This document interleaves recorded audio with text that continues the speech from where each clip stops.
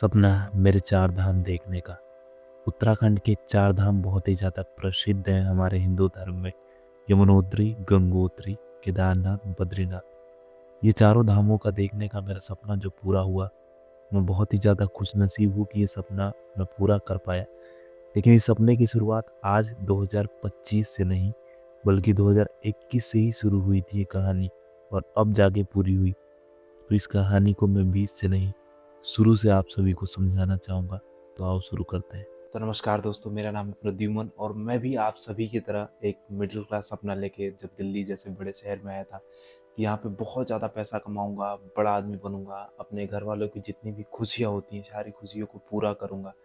लेकिन वक्त के साथ साथ ये सपना मेरा बदलता गया। जब जब धीरे धीरे करके भगवान में बिलीव मेरा बढ़ता गया, भगवान के बारे में देखने लगा और पता ही नहीं क्यों बचपन से ही मेरा ये सपना, ये एक तरीके से खिंचाव जो है महादेव के प्रति इतना रहा है कि मैं इसको एक तरीके से सामने आपके नहीं दिखा सकता हूँ।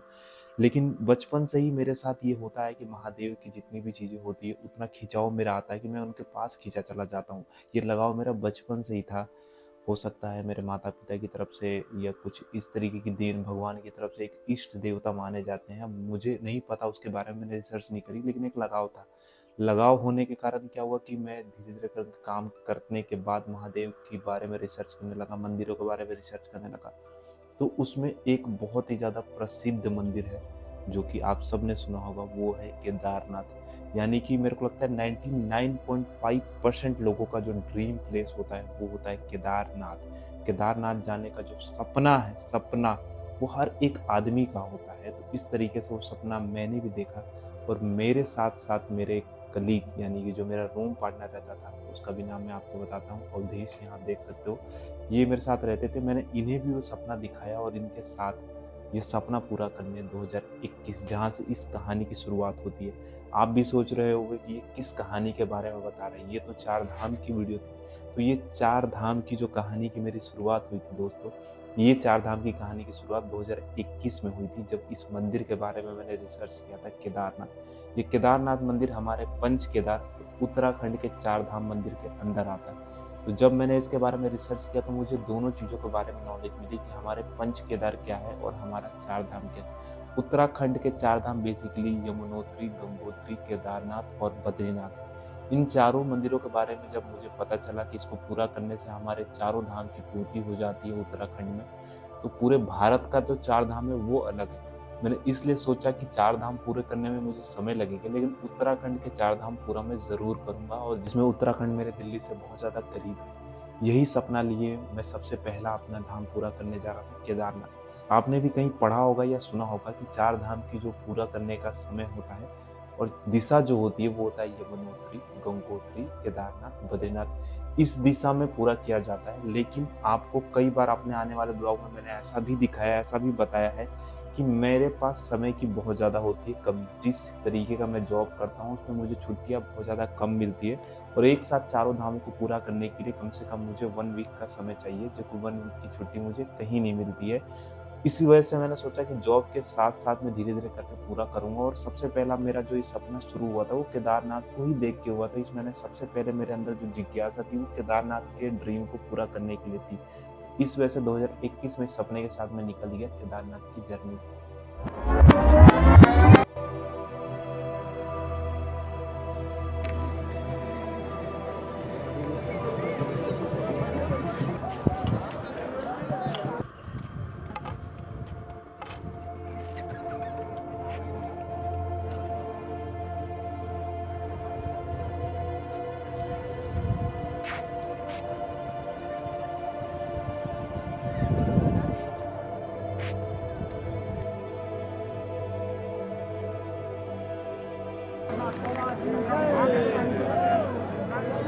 और जब मैंने ये केदारनाथ का अपना सपना पूरा करा, उसके बाद मुझे लगा कि मैं अपने इस ड्रीम को बंद नहीं कर सकता। अपने इस सपने को पूरा करने के लिए मुझे जी जान लगाना पड़ेगा। 2021 में जब मैंने केदारनाथ घूमा, तो उसके बाद मुझे पता चला कि जो स्वर्ग है वो असली हमारे पृथ्वी पे है। कहीं न कहीं मेरे अंदर ये जिज्ञासा शुरुआत से थी, जब मैं अपने होशो-हवास में आया, जब मैं काम करने लगा, तो मेरे अंदर ये जिज्ञासा थी कि भगवान ने अगर इतनी अच्छी दुनिया बनाई हो, मतलब दुनिया तो बहुत ही ज़्यादा खूबसूरत है, लेकिन हमारे अगर भारत देश को इतना ज़्यादा खूबसूरत बनाया और हम इसे भी बिना घूमे अगर अपनी जॉब में या किसी भी काम में ही अगर अपना सिर्फ समय व्यर्थ कर देंगे, तो ये कितना ज़्यादा खराब होगा हमारे लिए। अगर भगवान ने हमें इस धरती पे भेजा है, तो इस धरती को घूमने का, देखने का भी हमारा समय और खुद के लिए जीने का जो समय होता है, क्योंकि मैं जिस जॉब के कल्चर में आता हूँ, मुझे लगता है कि मेरे साथ के कलीग या कई सारे लोगों में से 90% लोग खुद के लिए समय नहीं निकाल पाते, खुद के जीवन को एंजॉय नहीं कर पाते, या तो वो उनके ऊपर इतनी बड़ी जिम्मेदारी होती है कि वो अपने सपने नहीं देख पाते हैं। तो ये मुझे शुरुआत से ही नहीं करनी थी, मुझे अपने सपने को पहली प्रायोरिटी देनी थी कि मेरे घर वाले हैं मेरे साथ, मेरा सपना मेरा प्रायोरिटी है, मेरे सपने पहले, मैं खुद के लिए भी जीऊँगा और साथ ही साथ अपने परिवार वालों के लिए जीऊँगा। तो इसलिए मैं भारत की खोज में निकला और अपने 4 धाम की पूर्ति करने के लिए केदारनाथ का सपना पूरा करने के बाद मेरा दूसरा जो सबसे बिगेस्ट ड्रीम आता है, वो आता है मेरा बद्रीनाथ। बद्रीनाथ धाम को इस तरीके से माना जाता है कि एक बार जो बद्रीनाथ बद्रीनारायण के दर्शन कर लेता है, वो इस वैकुंठ धाम को जाता है। तो इस वजह से इस सपने को पूरा करने के लिए मुझे बहुत ज़्यादा कठिनाइयाँ आई, क्योंकि ऐसा आने वाले समय में आपके साथ भी हो सकता है, जब आप धीरे-धीरे करके एक अगले पड़ाव तक बढ़ते चले जाते हो और ख़ासकर ट्रैवलिंग में, अगर आप किसी भी ट्रैवलिंग में और किसी धाम को पूरा करने के लिए जाते हो, तो अक्सर माना जाता है कि आपके साथ कोई भी लोग नहीं जा पाते। तो इसी तरीके से बद्रीनाथ जब मैं सपना पूरा करने के लिए गया 2023 में, बीच में 1 साल का बहुत ज़्यादा गैप आया क्योंकि हमारे घर में इतनी बड़ी प्रॉब्लम आ गई थी, जिसकी वजह से 2022 में मैं ट्रैवल नहीं कर पाया कहीं। इस वजह से 2023 में जब मैं बद्रीनाथ जा रहा था, मैंने सभी दोस्तों से पूछा, मेरे किसी भी दोस्त ने जाने के लिए हाँ नहीं कहा। इस वजह से अंदर से ही ये जिज्ञासा आती है, पता नहीं आप ट्रैवलिंग में या मेरे 4 धाम में या मेरे महादेव ने मुझे इतनी ताकत दी थी कि जब आप ट्रैवल करने की खोज में जाओगे ना, जब मुझे बद्रीनाथ जाना था, तो रात को ही मुझे नींद नहीं आ रही थी। मुझे लग रहा था कि अगर दोस्तों ने मना कर दिया, हो सके मे बी हम इन फ्यूचर जाएँ। लेकिन अंदर से वो जिज्ञासा थी, महादेव का जो बुलावा होता है ना, वो बुलावा ही यही होता है कि मुझे रातों-रात वहाँ जाने का मन कर गया कि यहाँ जाऊँगा तो जाऊँगा किसी भी हालत में। तो मैं सोलो ट्रैवल करने निकल गया और 2023 में मैंने अपने बद्रीनाथ का भी सपना पूरा करा, वो भी देखो आप। फाइनली मेरी सोलो ट्रिप कंप्लीट हो गई बद्रीनाथ आके, और यहाँ आके मेरा दूसरा 4 धाम में से दूसरा धाम कंप्लीट हो गया। केदारनाथ पहले हो गया था। जय बद्री विशाल। ये प्रसाद ले लिया मैंने, नहा धोवा का गया। अब ये बद्रीनाथ के मंदिर के अंदर दर्शन करते हैं। बताओ, ये लोकेशन चेक करो गाइस। कुछ 2021 में मैं केदारनाथ आया था। यहाँ पे केदारनाथ आने के बाद मैं केदारनाथ में घूम लिया था। उस टाइम पे बद्रीनाथ नहीं घूम पाया क्योंकि मेरे पैर में चोट लग गई थी। तो मैंने सोचा कोई बात नहीं, कुछ दिनों के बाद फिर बद्रीनाथ धाम चले जाएंगे, निकलते हैं घूमने के लिए। तो बद्रीनाथ से अच्छा कोई है नहीं। मेरा दूसरा सेकंड धाम कंप्लीट हो जाएगा। 4 धामों में से केदारनाथ हो गया, बद्रीनाथ, गंगोत्री, यमुनोत्री मैं सोच रहा हूँ अगले साल तक करूँ। तो ये था। सोलो ट्रिप करने में दिक्कत तो बहुत आती है, बहुत सारी प्रॉब्लम भी आई, बहुत सारी समस्याएं कि कहाँ पे जाना नहीं जाना है, क्या करना नहीं करना है। तो जब 2021 में मेरा केदारनाथ का सपना पूरा हुआ और 2023 में मेरा बद्रीनाथ का सपना पूरा हुआ, तो मैं चुप नहीं बैठने वाला था। मुझे किसी भी तरीके से मेरे चारों धाम को पूरा करना था और इसे पूरा करने में भले ही मेरा समय व्यतीत होते होते 2024 आ गया। 2024 में भी कई महीने बीत गए। मैंने किन्नौर, कैलाश पूरा किया, मंदमेश्वर गया और भी बहुत सारी जगहों पे जगन्नाथपुरी के दर्शन करे। लेकिन ये जो मेरा बिगेस्ट ड्रीम था, जो मेरे 4 धामों का था, वो पूरा नहीं हो रहा था। उसमें बहुत सारी अड़चनें आ रही थी, जॉब में बहुत ज़्यादा छुट्टी नहीं मिल रही थी, काम का प्रेशर था, घर वालों की तरफ से कुछ दिक्कतें हो रही थी। तो इस वजह से मैं इस 4 धाम को पूरा करने में असफल हो रहा था। लेकिन महादेव आपको रास्ता दिखा देंगे और मैं पर्सनली बिलीव करता हूँ कि भोलेनाथ मेरे हर कदम पर मेरे साथ रहते हैं। तो इस वजह से अचानक से हुआ, वो रात आई, वो दिन आया, जिसमें मेरा भाई मेरे साथ रहता है विकास, और मेरा दोस्त जो खास मेरा मित्र है वो है साहिल। ये दोनों ही ट्रैवल करने के लिए जा रहे थे अल्मोड़ा। मैंने कहा कि अल्मोड़ा तो मैं पहले ट्रैवल कर चुका हूँ, आप दोनों जाओ। लेकिन अगर आपका कोई अपना घूमने के लिए जाते हो, और घूमने की जो चुल होती है, जो मेरे अंदर चुलबाजी है कि घूमूं घूमूं, यहाँ घूमूं वहाँ घूमूं, वो मुझे खींच के लेके जाती है। अभी ये वीडियो उन चारों धामों को पूरा करने के बाद मैं बना रहा हूँ, इस वजह से आपको नहीं पता है। और उस ब्लॉग के अंदर भी मैंने जब शूट करा था, मुझे नहीं पता था कि मैं कहाँ जा रहा हूँ। और ये जेन्युइन चीजें मैं आपको अब रिकॉर्ड करने के बाद बता रहा हूँ। जब उस ब्लॉग को मैंने शुरू किया था, मुझे नहीं पता था कि मैं कहाँ जाने वाला हूँ। मैं रैंडमली एक ट्रैवल करने के लिए निकल गया और मुझे जहाँ तक लगा था मेरा गोल जो था वो था हरिद्वार ऋषिकेश घूम कर आ जाऊंगा। लेकिन कब मैं गंगोत्री और यमुनोत्री की जर्नी पे चले गया, वो आपके लिए बहुत ही ज़्यादा इंजॉयबल रहेगा। आप उसको इंजॉय करोगे उस मोमेंट को कि एक अनजान आदमी कब ट्रैवल करने के लिए निकल गया और कब तक अपने सपने को पूरा करके आ गया। मतलब इस सपने को कैसे मैं पूरा करता हूँ वो जर्नी मैं आपको दिखाने की कोशिश कर रहा हूँ और वो आप इंजॉय करो। तो अभी निकल चुका हूँ मैं अपने मंजिल में, लेकिन मंजिल का पता ही नहीं मुझे कि कहाँ जाना है। तो फिलहाल चलते हैं हरिद्वार, हमारा मेन पॉइंट है। हरिद्वार के बाद ही हमारे चारों पांचों रास्ते खुलते हैं कि कहाँ जाना है। अब वहाँ जाके जो भी बस मिलेगी वहाँ डिसाइड करेंगे। पहला मेरा ऐसा सोलो ट्रिप है जहाँ मैं पता नहीं कि कहाँ जा रहा हूँ।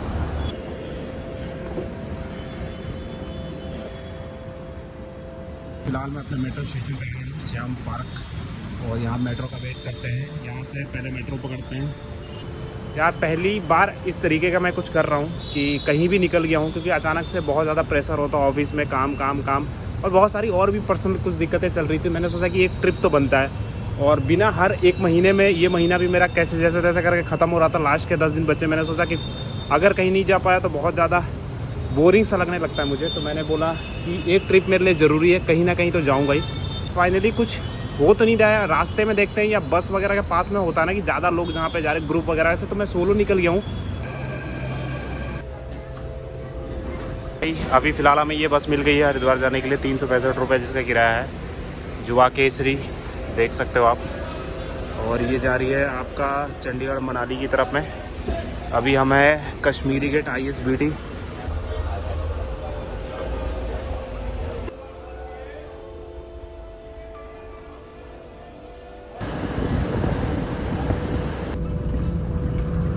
भाई फ़िलहाल अभी हमें बस ने उतार दिया है, देखो हरिद्वार बस अड्डे पे।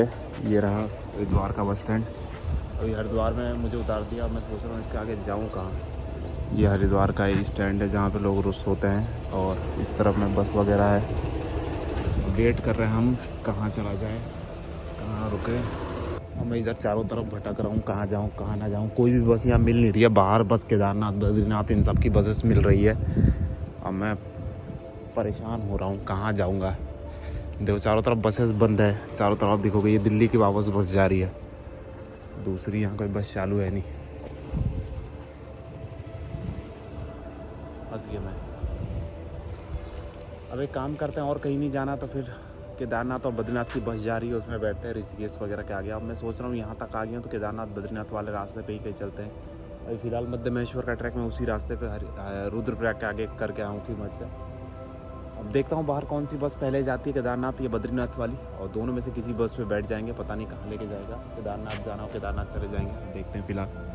तो फिलहाल भाई लोग अब रेडी हो गए और हमें हमारी बस भी मिल गई। जैसे ही आप हरिद्वार, ये इसके बाद में आप जब जाओगे तो हरिद्वार बस स्टैंड है। हरिद्वार बस स्टैंड से जैसे ही आप बाहर निकलोगे मेन रोड पे, आपको केदारनाथ बद्रीनाथ में दिखा देता हूँ, दोनों तरफ की बस मिलेगी, केदारनाथ की भी बद्रीनाथ, केदारनाथ बद्रीनाथ, देखो लाइन से। और वहाँ पर रेलवे स्टेशन है उस तरफ में, और इस तरफ बस स्टैंड है। ये बस मिली मुझे पहले, उस तरफ में भी है, इस तरफ में भी है, लेकिन मुझे इधर एक बस मिली गंगोत्री के लिए। तो फिलहाल मैंने ये सोचा कि अभी मैं केदारनाथ और बद्रीनाथ तो हो के आ गया हूँ, लेकिन गंगोत्री यमुनोत्री नहीं आया हूँ। तो उसमें से कोई बस है, तो अभी गंगोत्री की बस मिली मुझे, तो मैं इसी गंगोत्री वाली बस में बैठ गया। ये अभी खुलने वाली है कुछ देर में, थोड़ी देर में खुलेगी, तो अभी यहीं से इससे निकल जाऊँगा। तो फिलहाल अभी इसमें चलते हैं और आपको बताते हैं, इसमें टिकट वगैरह सारी चीज़ें आपको बताएंगे। साथ ही इन्होंने भैया ने बोला कि यमुनोत्री के लिए धरसू से चेंज करना पड़ेगा, तो मैं कन्फ्यूज़न में हूँ कि पहले केदारनाथ जाऊँ, मैंने पहले गंगोत्री जाऊँ या यमुनोत्री जाऊँ। ऐसे में यात्रा शुरू करी जाती है यमुनोत्री से, तो यमुनोत्री जाने का मेरा प्लान है। अभी फ़िलहाल भैया से बात करेंगे कि कहाँ उतरना पड़ेगा, कैसे कैसे हमें जाना पड़ेगा, वो सारी चीज़ें भैया बताएंगे।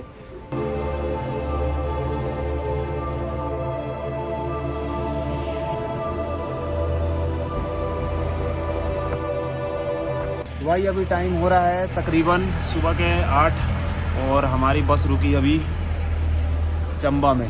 चंबा में नाश्ता पानी करने के लिए आपको बहुत सारी दुकानें मिल जाएगी। देखो सामने दुकान है, वॉशरूम जहाँ पे बस लगेगी ना, इस दुकान के बाद ही आपको वॉशरूम मिल जाएगा, तो फ्री में वॉशरूम आप यूज़ कर सकते हो।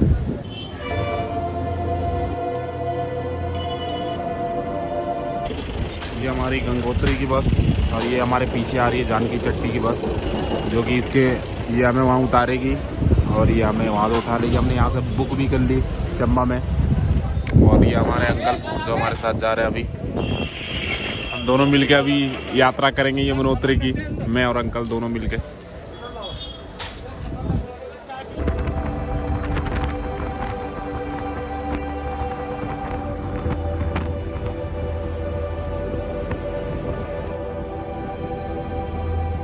हमें यहाँ पे उतार दिया देखो, और ये अब चली जाएगी यहाँ से गंगोत्री की तरफ, और यहाँ से हम जाएंगे देखो, ये है यमुनोत्री की तरफ। ये है बरकोट देहरादून यमुनोत्री का जो रास्ता है, इधर से। फिलहाल अब बस ने यहाँ उतार दिया हमें, पानी की बोतल बैग वगैरह लेके, और 2 अंकल है, एक भैया है, 3 लोग अभी हम जाएंगे ये अभी इस रास्ते से।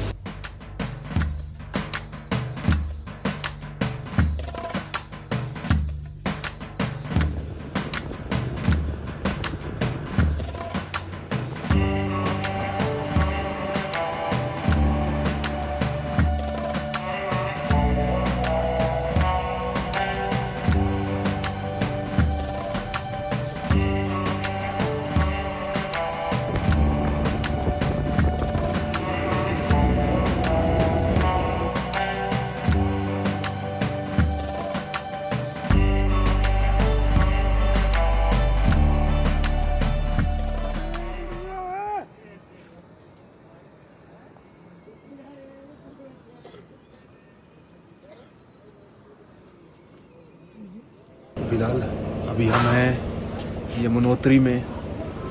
ये यमुनोत्री धाम है, ये चारों तरफ यमुनोत्री है, लाइट जल रही है। हमने होटल लिया है, चारों तरफ की लाइन अभी कट है, कुछ दिक्कत आ गई यहाँ के बारिश वगैरह होने की वजह से। लेकिन एक चीज़ जो बहुत ज़्यादा खूबसूरत है वो मैं अब आपको दिखाने वाला हूँ, जो कि नुब्रा वैली चंद्रताल में लोगों ने वीडियो बनाई थी कि वहाँ ही दिखती है।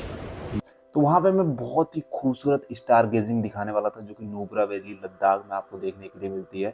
लेकिन मेरा ये डफर फ़ोन, ये इतना ज़्यादा बैटरी डाउन हो गई थी इसकी, और वहाँ लाइट की प्रॉब्लम चल रही थी यमुनोत्री में, तो ये स्विच ऑफ हो गया रिकॉर्ड करते करते। मेरा मानना है कि जब भी आप पहाड़ों पे जाते हो, जब वहाँ की शुद्ध हवा आप देखते हो, जब भी आप आसमान की तरफ देखते हो, तो इतने खूबसूरत तारों का जो व्यू आता है ना, वो आप इमेजिन नहीं कर सकते। आप उत्तराखंड, हिमाचल कहीं भी चले जाओ, नाइट के टाइम पे आप जब बाहर निकलोगे ना, वो बहुत ही ज़्यादा खूबसूरत लगेगा वो आपको। तो अब यहाँ हम यमुनोत्री पहुँच गए हैं, और यहाँ पे ज़्यादा वीडियो रिकॉर्ड नहीं करी। कभी भी आप यहाँ जाना तो शेयरिंग में ज़रूर रहना, इस वजह से मैं पर्सनली आपको वीडियो रिकॉर्ड करके कह रहा हूँ, क्योंकि मैं सोलो ट्रिप पे गया था, और यहाँ पे मैं 6 लोगों के साथ में 2 रूम को शेयर कर रहा था, जिसकी वजह से मेरा रूम का जो प्राइस पड़ा था, डेफिनेटली आप उसको बिलीव नहीं करोगे, 150 रुपीज़। 150 रुपीज़ में यमुनोत्री में सिंगल एक दिन के लिए मैं रुका था, खाने का अलग 100 रुपीज़ चार्ज था। तो इसलिए कभी भी आप बाहर रहने के लिए जाते हो तो शेयरिंग में ज़्यादा रहो। शेयरिंग में रहने से आपका जो बजट है वो काफ़ी ज़्यादा कम हो जाएगा। और कल सुबह मैं दिखाऊंगा 5 किलोमीटर का यमुनोत्री का ट्रैक अब मैं किसके साथ करने वाला हूँ, और कितनी देर में उसको पूरा करता हूँ। उसके बाद फिर आगे हम कहाँ जाने वाले हैं, वो आगे आने वाले पार्ट 2 में आपको देखने को मिलेगा। बाय। चैनल को सब्सक्राइब जरूर कर लेना, आप लोग चैनल को सब्सक्राइब नहीं कर रहे।